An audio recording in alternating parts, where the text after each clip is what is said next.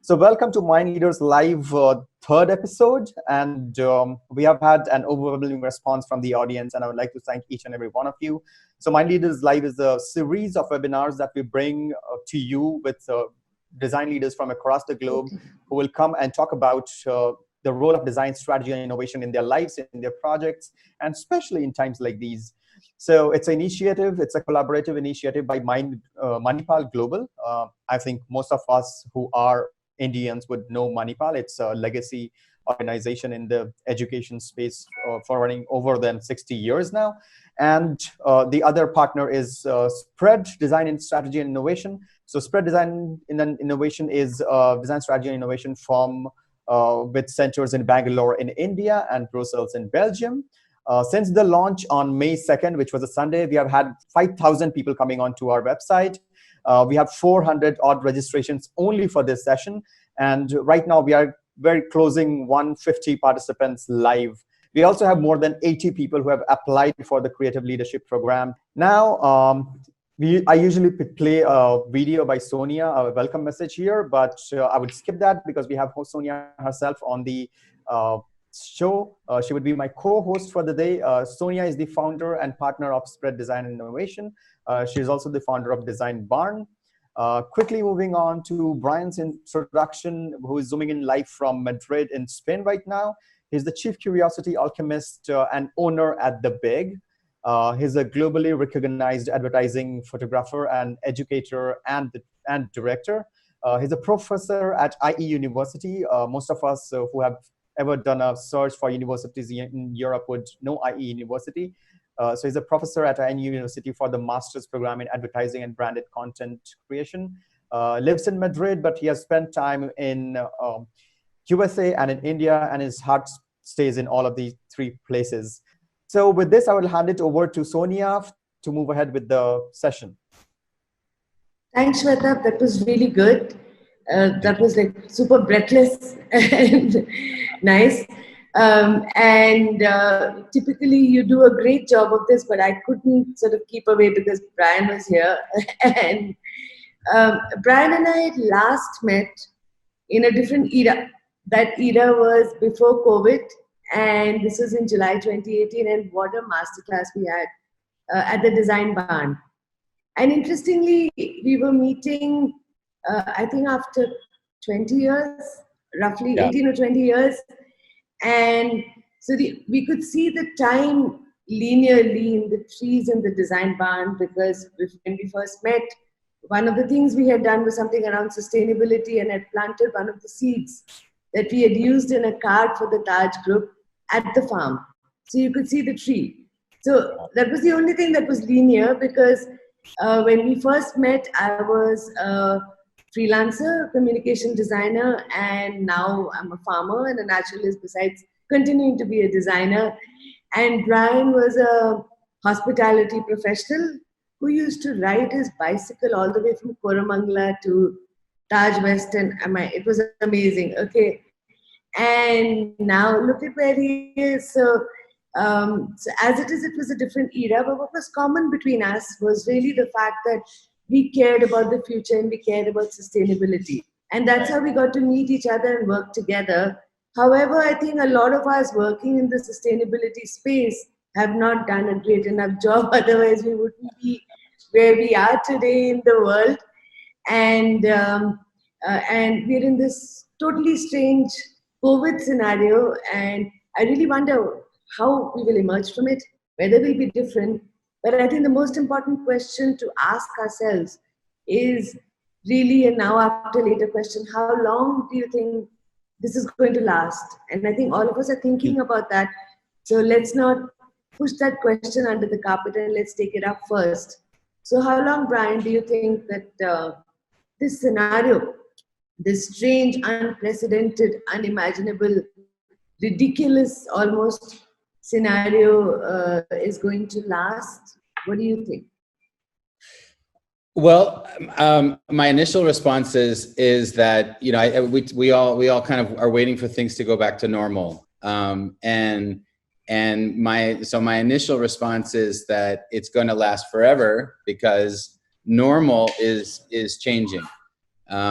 So, you know, I think that we're looking at a changing culture, changing society, changing economies, job changes, personal changes, you know, cooking at home. The world is, we're going to have such a before, during, and after. So, so you said you wouldn't tell me what is the X factor. No, not Okay, yet. and I've been thinking, you know, but that's not kind of fair. So, so Everything has to have an element of surprise, otherwise it's not interesting. yeah. So, what I like most about you, besides the yummy stuff you make at Christmas and the mulled wine and all of that, what I like most about you is the fact that you are constantly looking to the future and trying to sense the shifts and understand what's going on, trying to cull insights. You read a lot for that, you watch a lot, and a lot of it is perception and a lot of it is deep research. You read. And I know for the fact that you do that, and yet you're able to. Sometimes people get caught up in that; they cannot simplify complexity.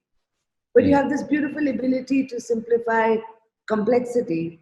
So therefore, I'm even more curious about this X factor that you're talking about that will help us survive this. And what do you think it is?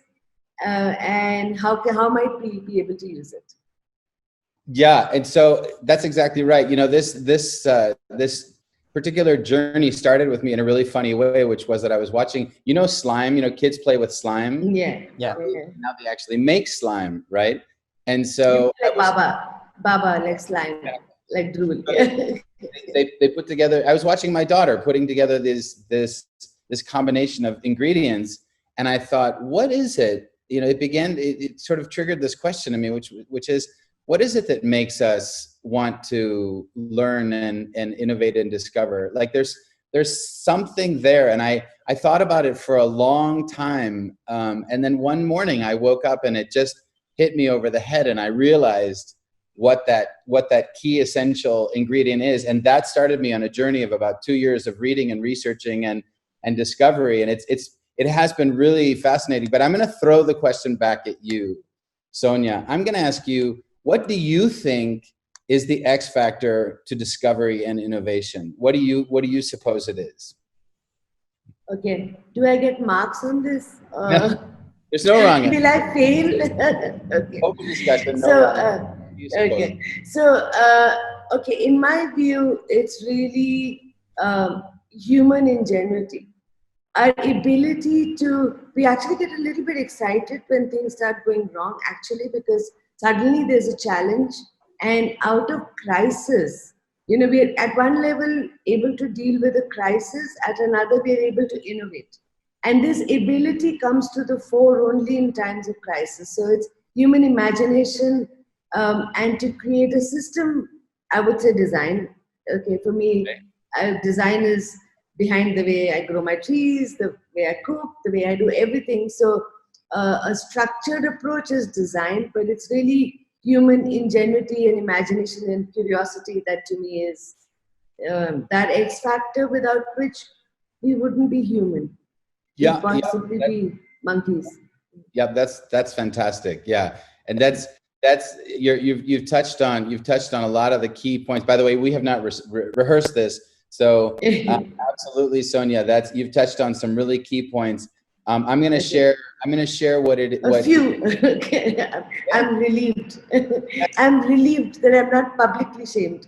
No. Perfect. So I think it would be interesting. Why don't we throw this question out to the audience, and ask them in a quick poll? What do you think, all of you out there? What do you think is the X factor that helps us or helps you get through this time? And as Sonia put it, through any moment when you are faced with challenges and crises. What do you suppose it is? So just quickly choose what you think is sort of the key element to this, and then we'll jump into it. Feel free to take a picture. It creates a lot of conversation on the internet. Our last poll created a lot of interesting conversation. Human imagination, interesting. Uh, Yeah. So design, innovation, creativity, and entrepreneurship came in first. Government, interesting. Government is very low. We have people, no, but can you see that technology and good humor are equal bedfellows? yeah. That's right. It's fascinating. It's interesting if you look at this and you think how much we have given over, how much power we've given over to government at this time. Considering, yeah. So should I jump into this, Sonia? Of course, of course. Right. So I'm gonna share my screen with you all, and you know, so basically, if we look at the last 60 days, right? All of a sudden, we have all been faced with these huge challenges. But if I were to ask you, what have you learned in the last 60 days? It's fascinating because we have suddenly learned about viruses, about washing our hands, keeping our faces covered, social distancing. We've completely changed the way that we learn. We've changed the way that we eat. We've changed the way that we socialize. We've changed the way that we work. You know, and so we've gone through this radical transformation in only 60 days, right? So if we look at why that happened, what forced that change? And it's exactly what you were talking about, Sonia. Change, uncertainty, fear, doubt, and our need for survival, right? They trigger this X factor, right? And so what happens is that when we're faced with a new situation, it essentially ignites in us something which is actually only human, and that's what's so fascinating about it. That this ability that we have is really what differentiates us from the rest of the animal kingdom. So if you look at all the great innovators and designers who have lived throughout history, Elon Musk, Marie Curie, Steve Jobs, Ritesh Agarwal, Helen Keller, Bill Gates, Amelia Earhart, Jeff Bezos, what is it that actually differentiates them from everyone else? What makes them so powerful? And to me, there's one key and essential element, and that is curiosity. Curiosity is the core of innovation. And I don't, you know, Sonia, you were talking about, you know, everyone said imagination, you know, is key, absolutely. But if you look at where these things come from, it all stems from curiosity. And the reason that I think this is so important is that we're all born with curiosity. In other words, we think that these powerful people, you know, if you look at this list of people, you say, oh, those people are great. I could never be like those people. They have something different. They have something special. They have exactly what you have, which is that we're born with this sense of curiosity. We're born with this sense of questioning, right? But then as we go through life, we begin to lose that as we learn. So let's just look at it for a moment, why human beings are curious, right? So here, if you look at early humans, what happened was that, you know, the early Homo sapien was actually a fairly weak creature, right? A single human being, a single Homo sapien against a single chimpanzee, the chimpanzee would win the battle every time. A chimpanzee could tear a human being limb from limb, right? So what happened was that human beings began to gather information about their environment. And the more that we learned, we were able to adapt, and the more likely we were to survive and reproduce. So our curiosity, and there's many different types of curiosity. There's diversive curiosity, which is, you know, that sensation that you get when you sit and you know, kind of play on social media, and you get that, you know, we talked about people getting addicted to Right. To social media because of that sort of response it gives us, right? But there's another kind of curiosity, which is, for me, which is the one that's most interesting, and that's called epistemic curiosity. And epistemic curiosity is actually our search for knowledge, right? And so what happened was that, you know, human beings, when we have a need, a desire, or a want, some missing element or void, some unexpected situation or threat, what happens is that it triggers our curiosity. And what we do is our curiosity causes us to want to gather information, and we use that information to adapt. No other animal can do that. And what's fascinating is that we've seen that happen in the last 2 months. Everyone's curiosity. I did a little search on Google, and you can do this as well if you want. Go into Google Analytics and look at certain keywords and see what happens. So in India, the search for the word coronavirus, if you look at it, it was completely flat. And then all of a sudden in about February or March, it starts to peak, right? And so what happens is everyone starts to go out and want to learn. Their curiosity is peaked. So what is curiosity? And I think it's important to remember that curiosity is not, is essentially like a muscle. So it's something that it's something that we're born with. We oftentimes lose it, right? Because we get comfortable, but we can exercise it. And so curiosity is the state of mind which allows us to handle uncertainty in our lives with a positive attitude, right? Now, the important thing here is that we often wait for those moments. If you look at what many businesses have been doing for the last 10 or 20 years, as we've kind of we've begun to go through this digital transformation, and we're changing. Many companies are kind of brands, companies, people are slow to kind of pick up the ball. Others pick it up very quickly, and they handle this change very fast. So the more curious you are, the more in front of change you are, right? And so the key here is where are you in that process? The fascinating thing about curiosity is that we have this thing called the caudate nucleus, which is a spot in our brain, right? And it's the spot in our brain which emits dopamine.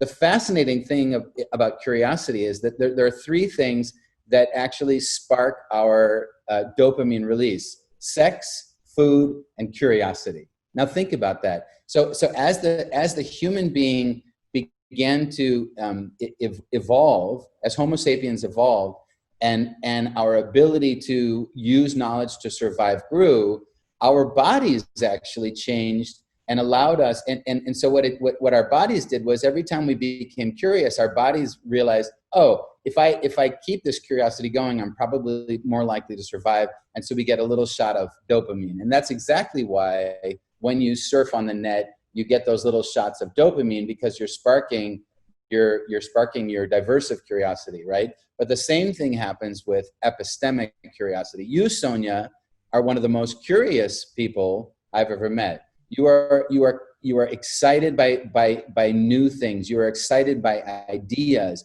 And so when we talk about design and design sense, to me, the core of that is curiosity, right? Am I interested in change? Am I interested in exploring beyond what I already know? So let's look at how this happens. So when we're born, we essentially, the world is full of what I call unknown unknowns. That means when we're born, we don't know anything, right?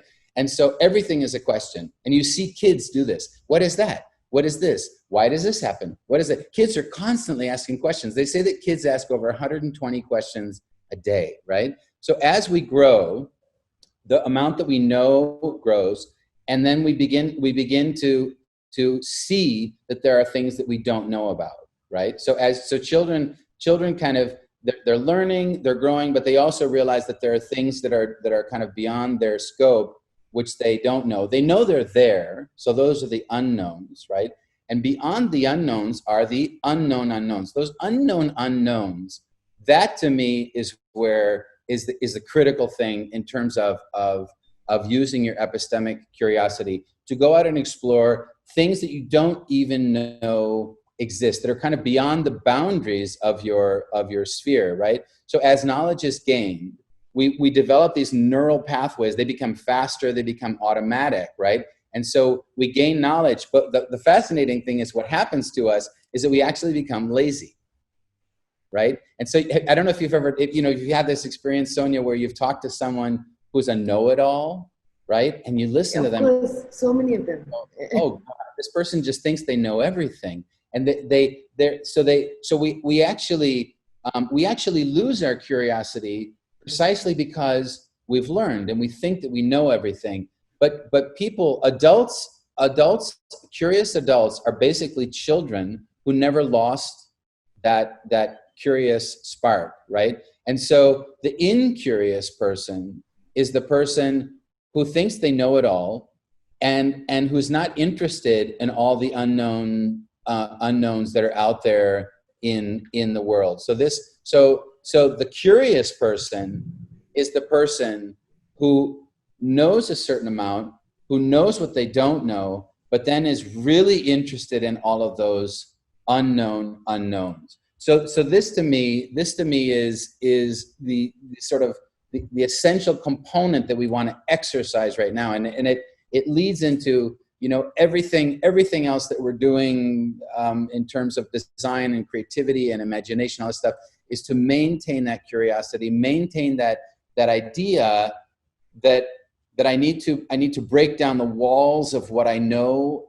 what I don't know, and I need to go out even into areas that I don't even know exist. And that's what happens when you do that.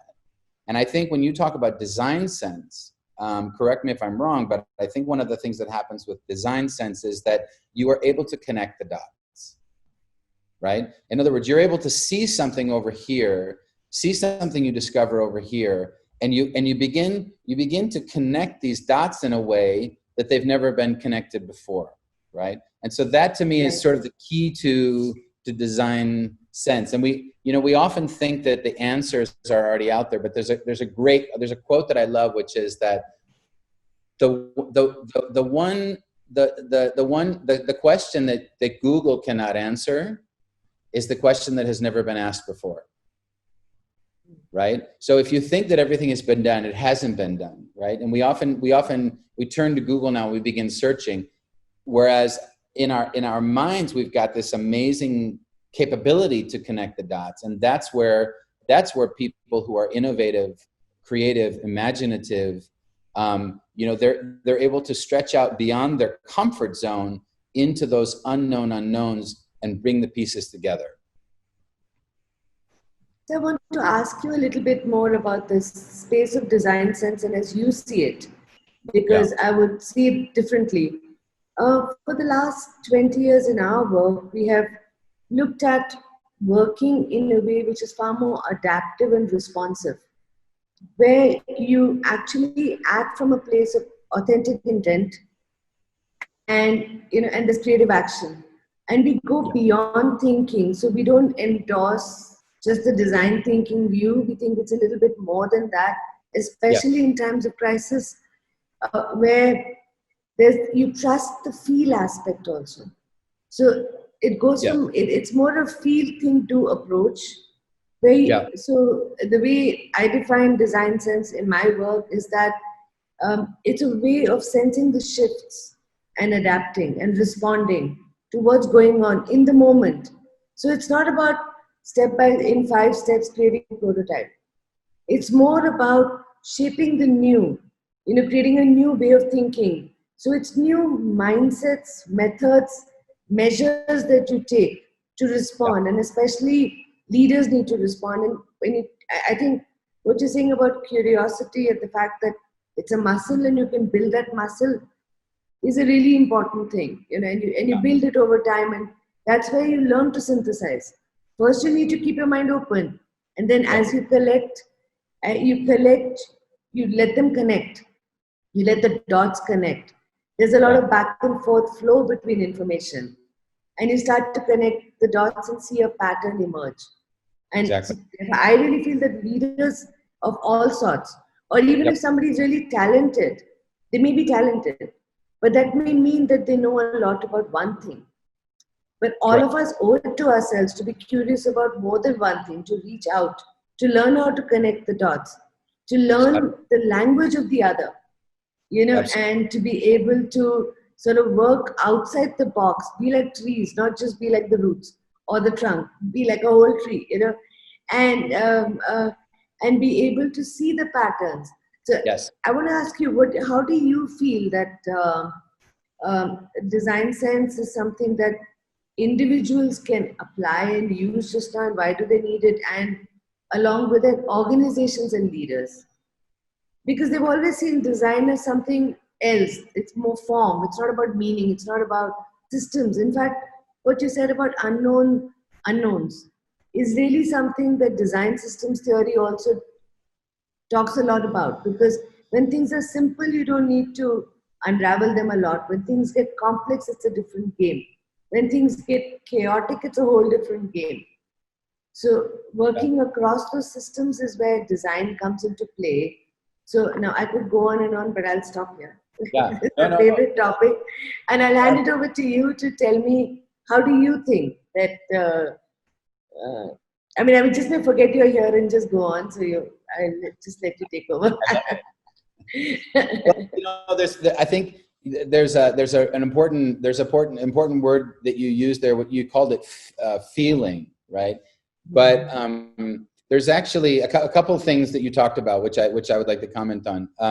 I think what happens is that when we go out and we begin to research, there's a point at which we need to we need to stop gathering information, and our brain begins to synthesize, right? And so that process, I call it serendipity, right? When you kind of have that serendipitous moment where you suddenly go, I've got it, right?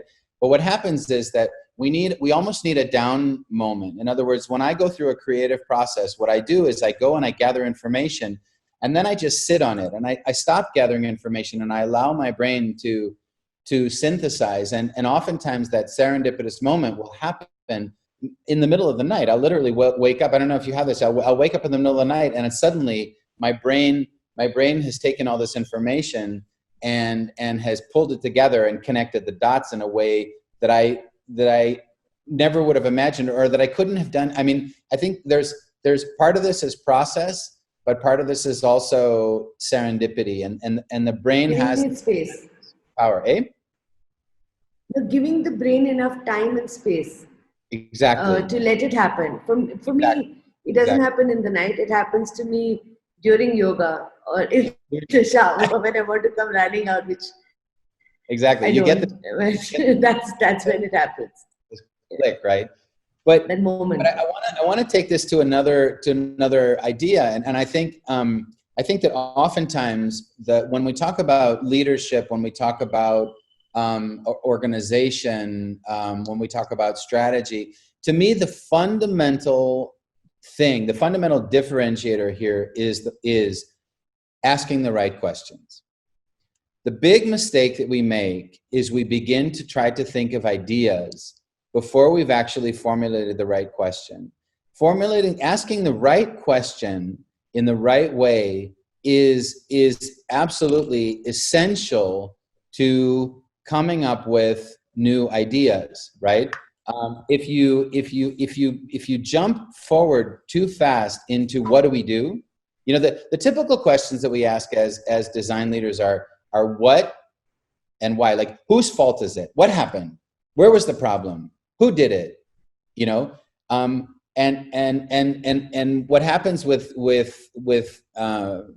design sense is that you have to begin with the right question, right? And if you look at for example, what happened recently, many of you are probably aware of Decathlon. So Decathlon is this French sports company that makes all kinds of sporting equipment, and they began to ask questions about all the things that they do, right? And one of the things that they have are these snorkeling masks, and they were trying to think of how can we, what if we, and that's such a different question than why or how.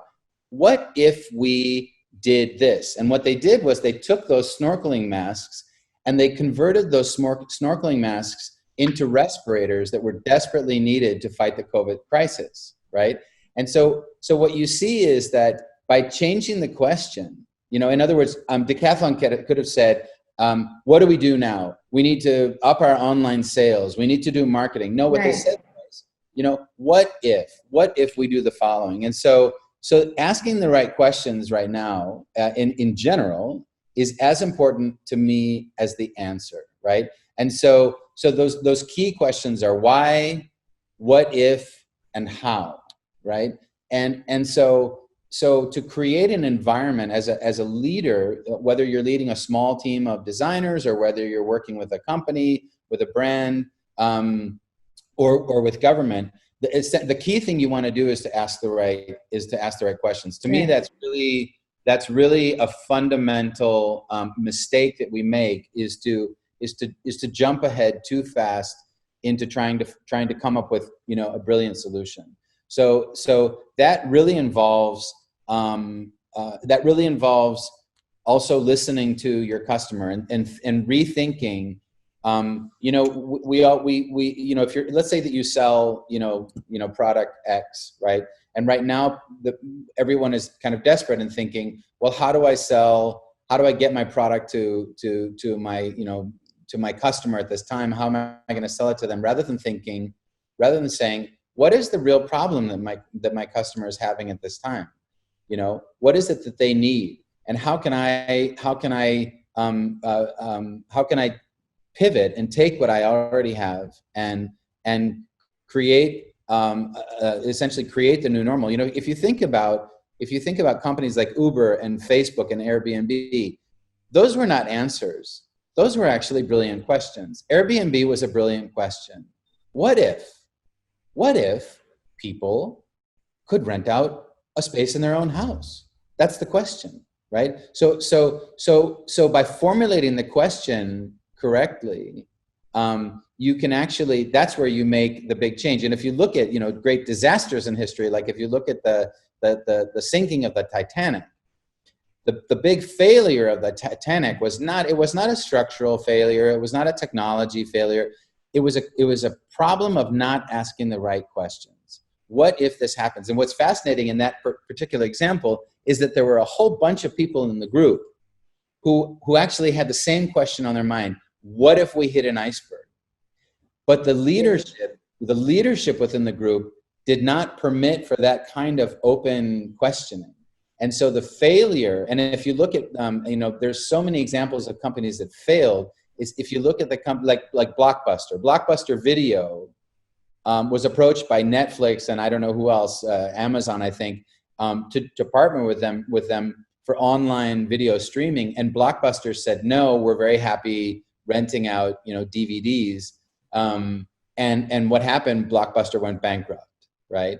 And so asking the right questions is really the key. Is really the key that we need right now.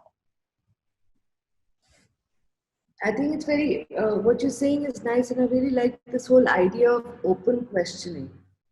Yes. And encouraging that, and I think maybe as in leadership must encourage that. Yes. It draws away from that, you know. And the other thing that you talked about, this whole who's responsible, and that again in design systems theory, it's fundamental attribution error. So where we're looking for someone to blame, you know, Exactly. but that's not going to solve the problem. No. So yeah, so it's like a certain open questioning attitude which will help you learn. And also here, I want to add to what you're saying about a feedback loop. And Yes. that's where again open questioning comes in. If you ask what if, and then you go ahead and you try out something, and then you ask what happened really.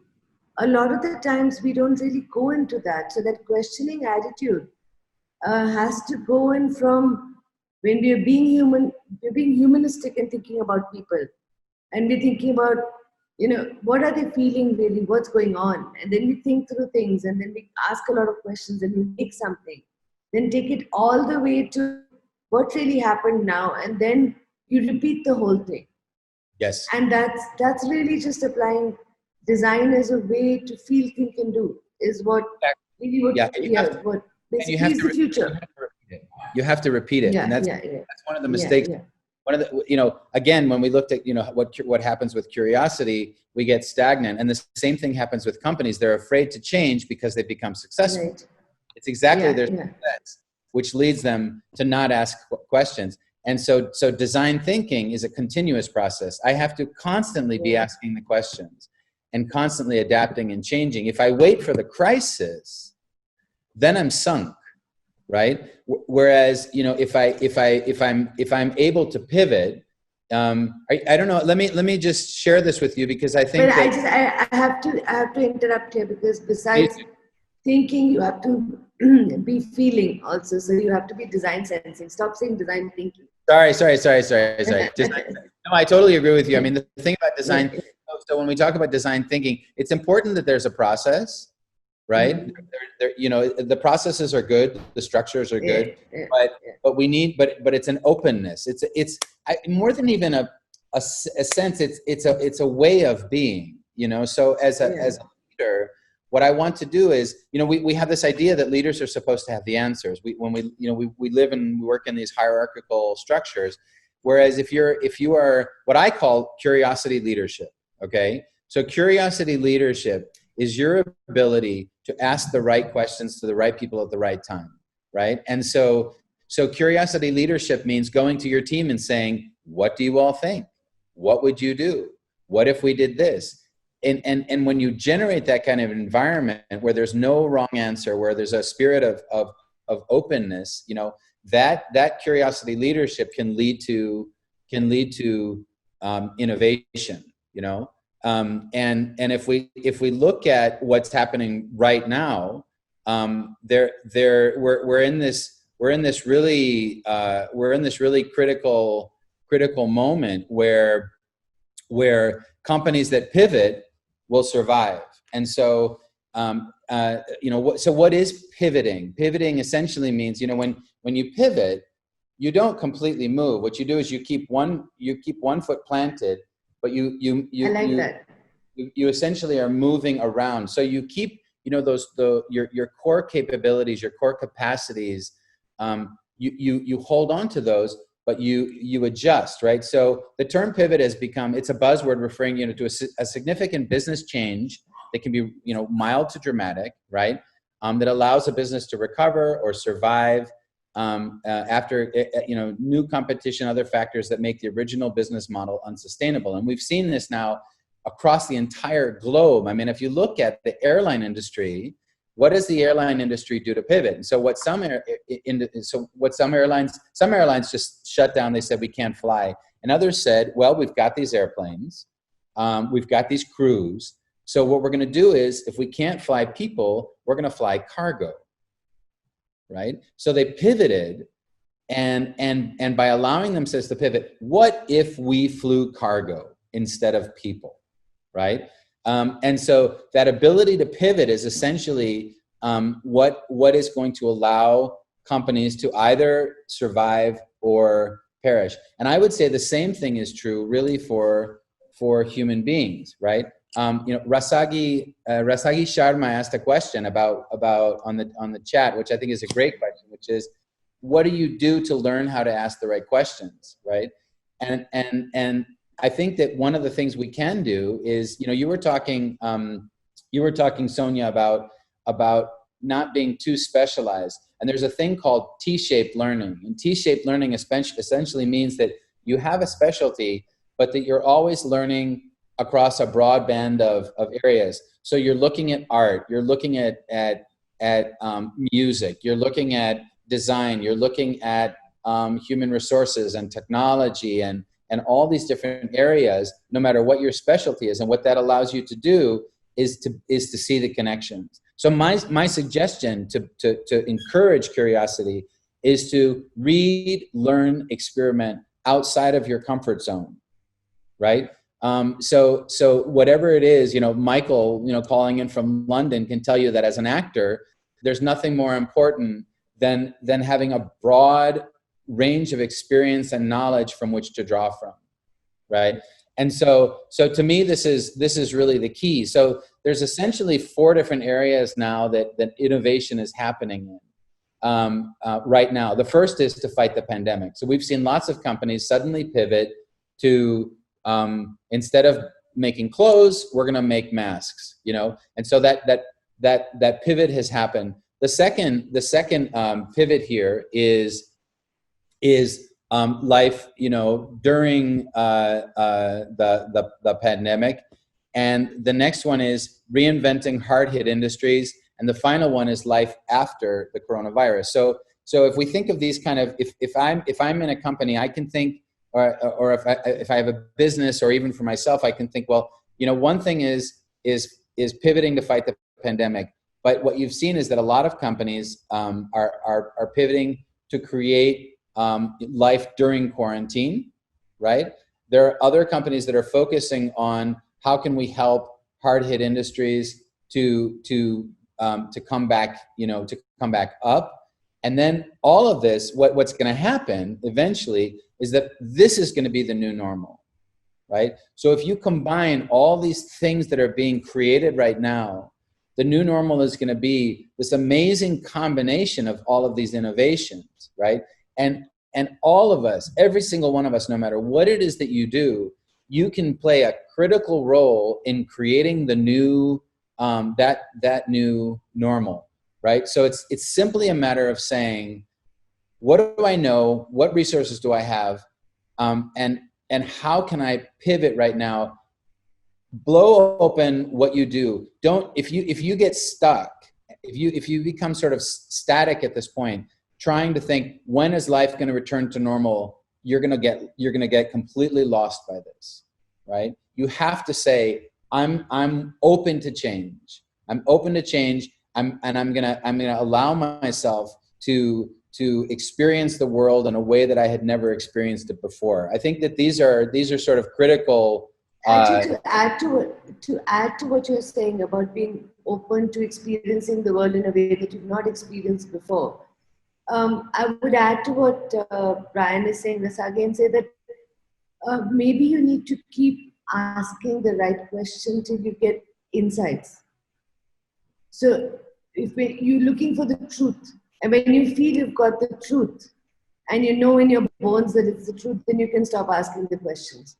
And that's what you need to sort of encourage even leaders. Somebody else asked, Kumaresh asked, that management must encourage questioning, but then they're always afraid that you open up a Pandora's box of questions if they know why they're asking those questions. And knowing that the fact that you're trying to get insights, you're not doing it to apportion blame, you're trying to understand a new idea fully. So I think insights would also be a good thing to hang on to along with curiosity, where you use that muscle and build that muscle and keep getting the synthesis and the insight and that moment of truth. Then you know that, that's how you learn Yes. about asking questions. Yeah, absolutely. You're absolutely right. I think curiosity is the sort of the core muscle, but then, and so curiosity essentially is essentially saying, I don't know everything. I'm open to change, and I'm going to go out and I'm going to find out, I'm going to find new information. I'm going to find new knowledge. And then, all these other things that you're talking about, insights and design, processes and all these things come out of that. And there's a point at which you want to stop asking questions, and you want to actually move, and you need to be able to move fast. And you can get stuck in questions. That's also scary. No. So Prasoon is asking, and I'm going to ask his question of you. How far can human spirit endure difficult times? There is a limit and a breaking point. How can we pass through that point and recreate something new? So I'm going to ask you, not from a theoretical standpoint, but from a personal standpoint, and more, take us into Madrid. How are your friends coping? How are you coping? And how are you sort of staying the same or playing a new game? So that's the question, really. To be able to endure and pass through. Pass through is also a good way of putting it. You have to pass through it. Somehow, squeeze through it. Yes. Like a narrow alley. I once went to Bombay, and there's a place called Rafiq Nagar. And the houses are really small. There's a garbage mountain. And there are houses at the foot of the garbage mountain. And there are narrow alleys. And the boys there sort of started getting addicted to drugs, and they became a nuisance because they wanted money. So those alleys are so narrow that only one person can pass at a time. And the boys would be standing with knives to stab people. So I think we have that sort of an alley that we need to pass through right now. It's a very dangerous alley.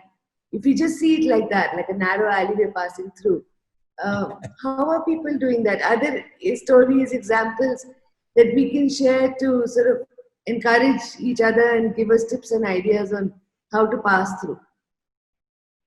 For sure. I think,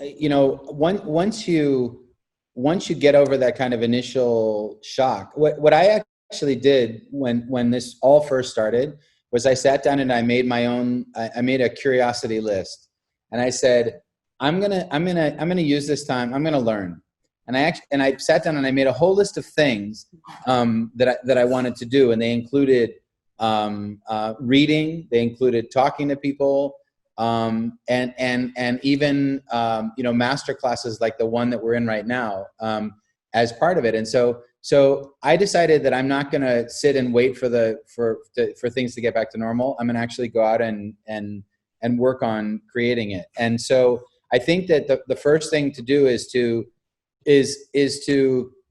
acknowledge that change needs to happen, right? Personal change, professional change, even in terms of your own learning, right? So once you realize that you need to change and you accept that, then what that does is it gives you permission to go out and explore. So what we did was we began to talk to our customers and our clients. That was the first thing that we did, and I asked them two questions. My first question was, what are the biggest problems that you're facing right now? And my second question was, how long do you think they're going to last? And it was fascinating because the answer to the first question gave us insights into their situation and allowed us to begin to think about solutions. But the answer to the second question, exactly as we did in the poll here, was, I don't know. And people were really afraid about that uncertainty, right? And so it's important to remember, Prasoon asked, how far can human spirit endure difficult times? Prasoon must be pretty young, because I can guarantee you that the human being, or let's say, global society has gone through many, many very challenging situations, and we have always come out. It has always been curiosity and ingenuity and imagination that has made us come out of these things. So there's definitely stress. Change causes stress, and so if you think about that, our animal instinct when we're faced with change is fight or flight. That's the basic animal instinct. My adrenaline goes up. I'm scared, right? And I've experienced that, and I know we all have during this time. We have these moments of anxiety, right? Oh my God, what am I going to do, right? But curiosity is the thing that allows us to bridge that. And so if you focus your mind on epistemic curiosity and investigation and research and asking questions, you will actually, it's almost like a meditation. You will bridge that fight or flight response, and you will be able to move into to a new reality. And so I'll just give you a simple example. So we were asking our customers. We work a lot with high-end luxury watch and jewelry brands, Cartier and Bulgari and many others. And we asked them, what's the biggest problem that you face right now? And they said people are afraid to come out and shop. So it's not that people don't want to buy our products, but they're afraid to get out of their houses. They're afraid to come to the stores. And they said, people don't buy luxury goods online. So what we did was we sat down and we said, well, what if we could create a system whereby people could have a high definition, face-to-face, personalized sales experience where they could actually see in high definition watches and jewelries. And so what we did was we quickly designed, within less than a week, we designed a system whereby these high-end watch and jewelry clients can connect through a Zoom call. In fact, I'm on the camera right now, so you'll notice that it's a pretty high definition image, right? And so we designed the system. In less than a week, we had installed it and we were testing it. And what we found is that people were thrilled to have this kind of experience because it kind of hits all the key things: the personalized service, being able to to really see and touch not touch, but to really see and examine a product, have all your questions answered, you know, and so we pivoted. So we took knowledge that we had, which was, you know, audiovisual production, and we matched that with the experience that we have in the luxury sector, and we blended those two things together, and we came up with a solution which really, you know, really works. It really works, and our clients are just absolutely thrilled. They're marketing this thing like crazy because they are so they know that they need to pivot, right? And so this is just one example that I can share with you. So you chose to play a new game. So yeah, so as we can see, we all need we know that we need to play a new game.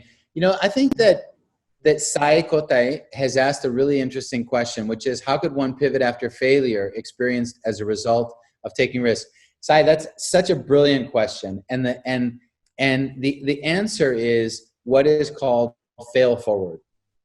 And what fail forward means is that, you know, I mean, let's take Steve Jobs. Steve Jobs was fired from his job as president of the company that he formed. He formed Apple.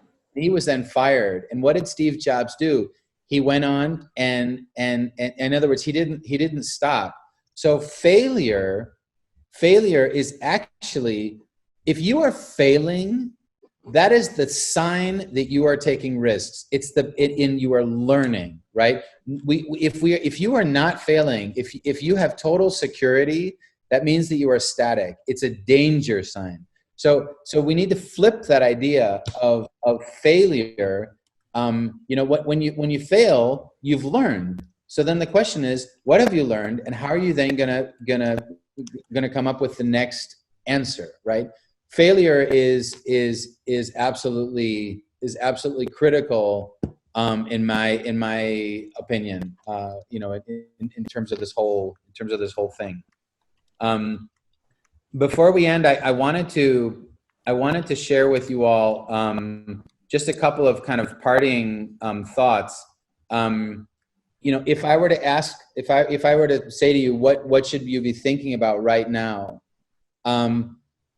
I would start with the question of, you know, we want to move from being incurious and static into being curious and risk-taking and potentially failing. Great. So the first question is, what do you know? What are the unknowns? In other words, when I say unknowns, what are the things that are just outside of your sphere of influence? You know they exist, right? But you've kind of, you know, you haven't touched into them yet. And what are the unknowns about your future right now, right? I would sit down and think about that. The second question is to really think about what are the questions that you should be asking about the future. Asking those broad, open questions, like you said, Sonia, the what ifs, how about, what if we, right? Change the kind of question that you're asking about your future. And then from all of that exploration that you do, how can you pivot, right? How can you pivot personally? Are there new skills that you need to develop? Are there things that you can take and repurpose, right? So repurposing, reinventing, those all come from those known unknowns and those unknown unknowns. But the pivoting is the essential part right now. And what's amazing is that when you pivot, you are creating the new normal. That's the key. In other words, the future is going to be defined by the changes that we make right now. So I have my blessing for all of you is may you never stop getting excited by what you don't know. And by the way, anybody, Sonia, do you know what vehicle this is? Sorry? Do you know what vehicle this is? No, where? This is the Mars rover. Okay. And do you know what the Mars rover? Do you know what its name is? No. Curiosity. Oh yes, yeah, I do know. Yeah. So my blessing to you is may you never stop getting excited by what you don't know. Explore. Fabulous. You know, don't be afraid to exercise that muscle that curiosity muscle. Thank you so much, Brian. I think this is fabulous. The whole attempt here actually with creating these sessions is to create a burning platform, where we acknowledge the fact, you use the word shock, acknowledge the fact that the time we lived in has died and a new time has begun, and we need to respond to it. And we need to respond to it creatively, and now you've added with a great deal of curiosity. So please keep that curiosity in you, everyone. And with this, I'll hand over to Shweta to close thanks. it as efficiently as he began the session. Yeah, I won't take more than 2 minutes. I would first like to thank Brian. I think someone just said in the chat that if the session is going to be as interesting, they're open to continue, and I think that is a great mark of a great session. Yeah, Brian, will you look at Aisha's question? I know her well, and it's an interesting question, and there are a couple of there's an anonymous attendee. And there's also somebody talking about how curiosity may have brought us here. So would you like to give some of this a shot if you have the time? Sure, absolutely. Sorry, which question do you want to look at, Sonia? Aisha's question. Let's start from there. Education. I was trying to understand the question. So can you reframe it for me? So in a school situation, how do you keep children and parents engaged without being bullied? That is the latest that is happening to teachers, since parents too are in class. I'm not familiar with that. When you say that they're in class, what do you mean? I think it may be because the classes are online and parents are watching over what's going on. So who's getting bullied? The teachers? I think the teachers are getting bullied. Would that be right, Aisha? Aisha, you can use the chat box to clarify any points that we are asking. That's crazy. Yeah. I don't actually have an answer to that. I would say frame the rules. Frame the rules of the engagement. Yeah. Frame the rules of the engagement and make it a point, if parents are curious, to fill them in later. Create a format to fill them in so they are not sort of inclined to watch over. Yeah. Yep. Absolutely. See the next one also. There's an interesting question here, which Jitendra says, curiosity is also the thing which has brought us all into this situation.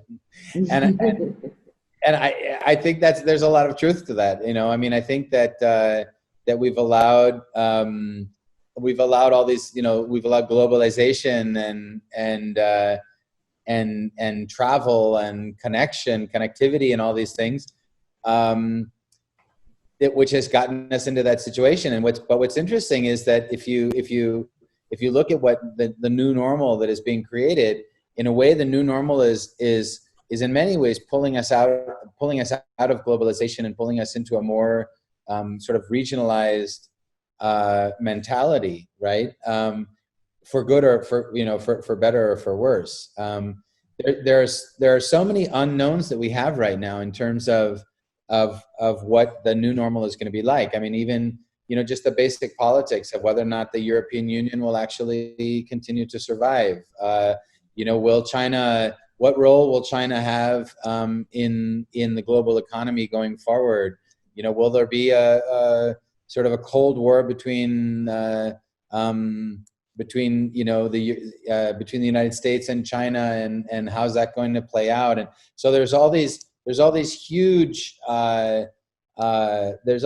questions which we have in front of us, but I think to me the important thing is to focus on what we have control over, because it's also really easy to get mired, to get pulled down into politics, into local politics, into regional politics, and so it's really important right now to to be aware of what you have influence over, and to make sure that your focus, your thought process is on that.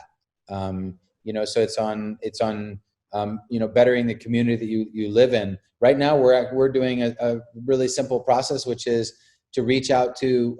We really believe in local businesses. When I say we, meaning my family, my community, and supporting local businesses. And so we're actually reaching out and we're talking with local businesses about how to help them through this crisis in innovative ways. And we're doing, essentially doing this for free. In other words, we're just going out and saying, what do you need? How can we help you? What's the problem? What are the problems that you're facing? So yeah, anyway, just some thoughts, some thoughts on that. We have something on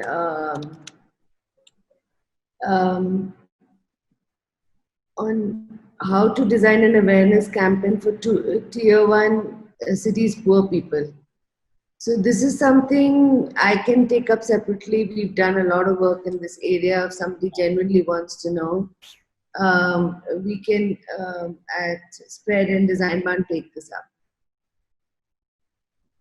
So Aisha's asking a follow-up question. She's saying that now I get it. Yeah, how do we innovate and create curiosity? Yeah, so that's a great question, Aisha, and absolutely one of the things that's happening right now is that online classes are becoming more and more innovative, and there are all kinds of techniques being used right now.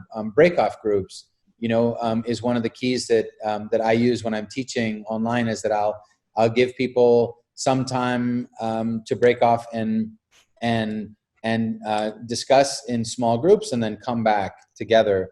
Keeping classes interactive. In other words, one of the it's a matter of experience also, because many teachers unfortunately never had the opportunity to give an online class, and so what happened was that as suddenly they were confronted with a situation where they had 30 kids who and their parents are aware of what kind of teaching is happening, and they just don't have experience or training in this, and so there's definitely a steep learning curve happening.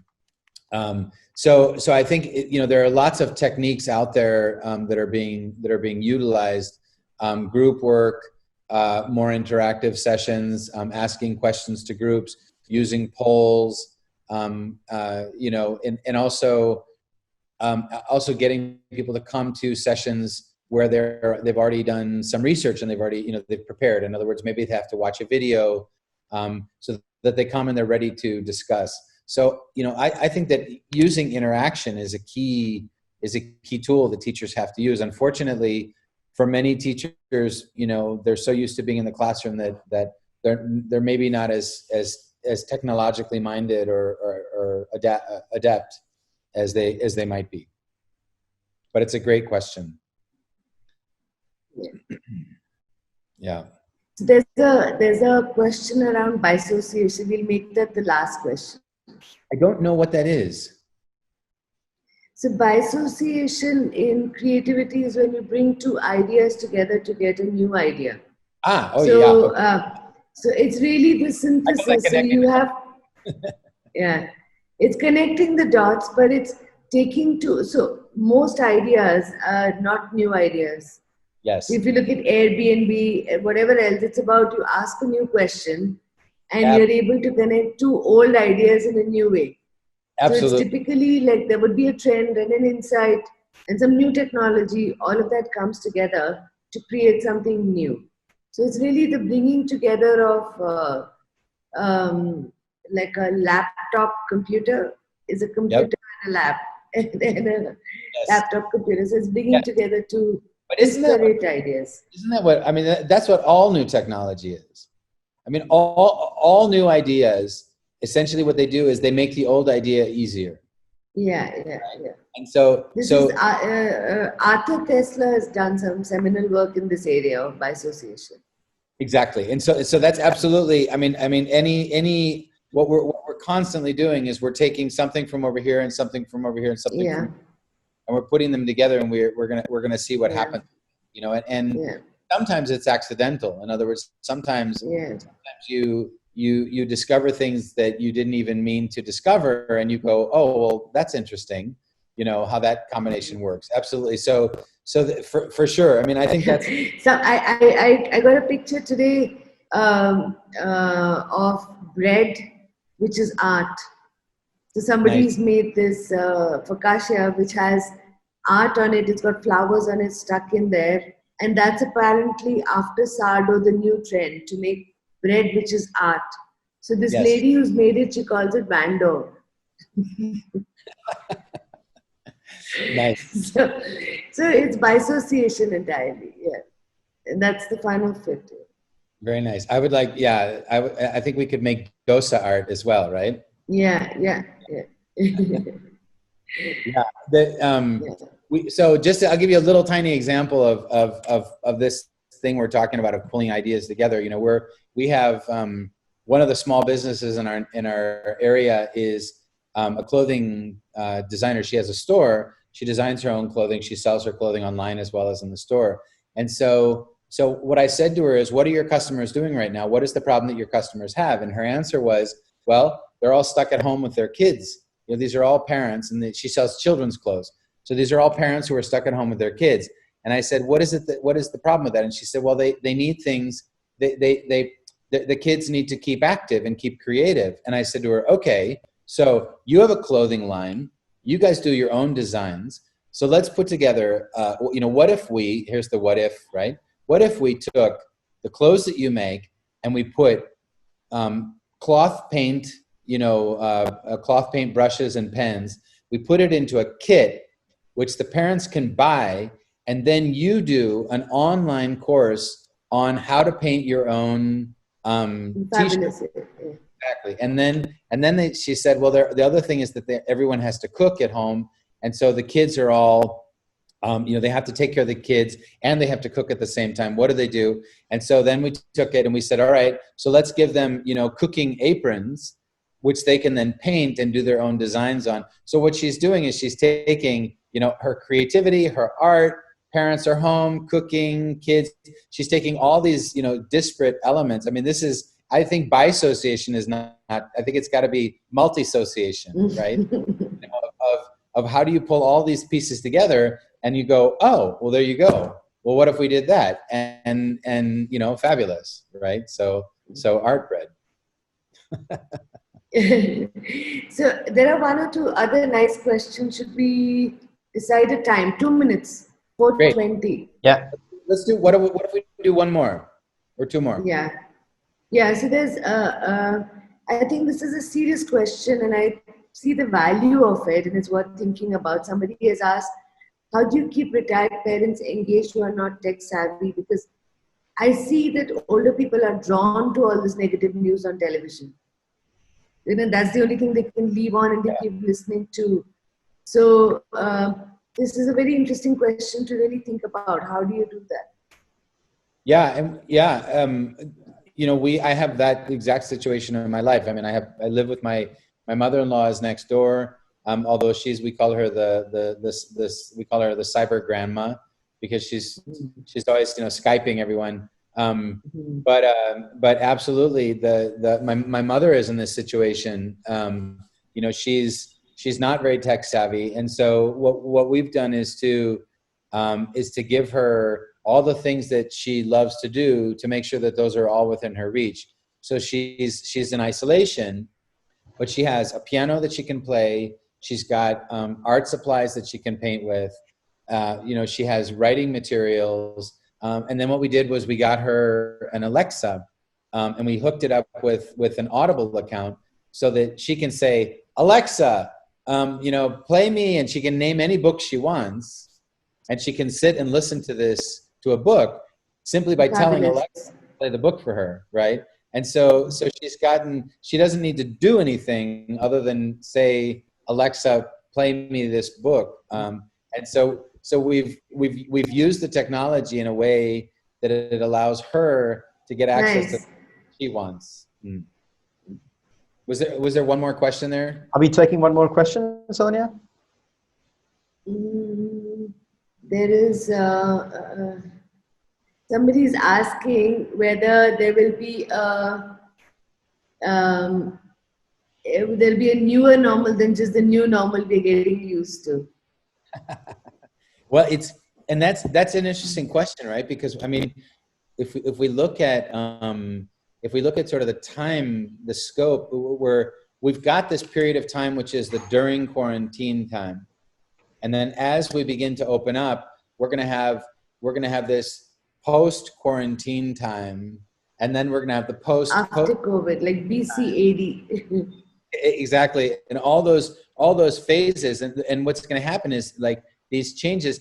It's going to be so interesting to see how many of the things that we have begun doing in the last 2 months we're going to keep doing forever. So, working from home, telecommuting, online education, or also what's called combined or mixed education. In other words, where you spend part of the time in the classroom, part of the time online. Entertainment is going to change dramatically. Netflix, for example, Netflix has started this thing where you can now watch a movie with friends all over the world. So Sonia, if you and I wanted to watch a movie together, what we would do is we would connect at the same time, and we could actually watch the movie together and chat while we're watching the movie together around the world. So this is come right now. But it's never. I was thinking that, so one has to watch out for emergence. Think of the cravings people have. What are we missing? And how are we responding? And that is the emergence from which the new normal will actually emerge. So I was thinking, for instance, one of the things that may be fun to do is do an online shopping party together. Oh my God. Just get together with friends and go to a site and then shop and say, what did you buy? What did I buy? That's it. Can you imagine? It's the way you go out shopping with your friends, same thing, Exactly. Oh my God. That's a $1 billion idea. Mm. Absolutely. Oh my God. A shopping party. I love it. That's right, because you're taking what already the urges, and the needs, and you're blending this all together. This incredible. I love it. That's brilliant. Yeah. I just want to say to Sonia, to Shwetab, and to all the people who participated, thank you so much for the 75 people who are still here. Thank you. Everyone. This has been. I really hope that this has been interesting. I want to just encourage you to connect with me on LinkedIn if you'd like to, continue this conversation. I'm also on Instagram with my photography and video work at Brian Hallett Eyes, Hallett with 2 T's, and for sure on LinkedIn if you want to, continue the conversation. Love to do that. Yes, Shweta, will you share all that in the chat? Send me dokla and gunpowder. I have no gunpowder. Okay. I'm all out. Okay. I'll teach you how to do it. Even better, you see. Thank you.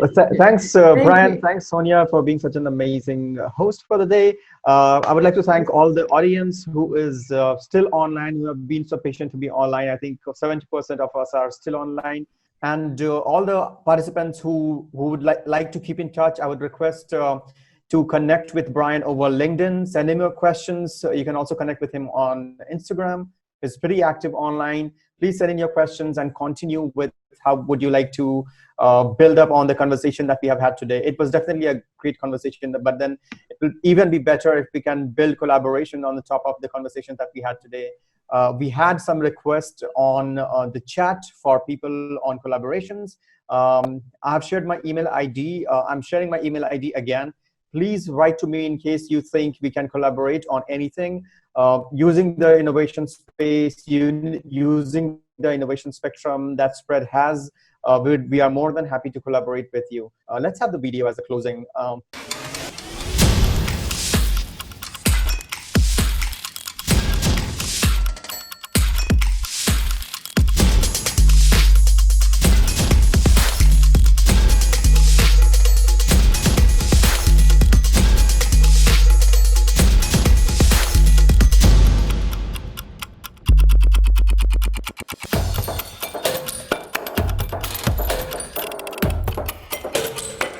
Thank you, everyone. We are signing off.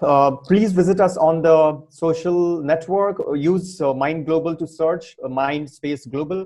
I think most of the social media you'll be able to find us. And in case you need to get connected, please connect with me on the email ID that's in the chat box. And let's not meet in 2 years and 20 years, Brian. Exactly. Bye-bye, everyone. Bye. Bye, everyone. Bye. Thank you. Yeah. See you next Bye. Saturday. Bye-bye.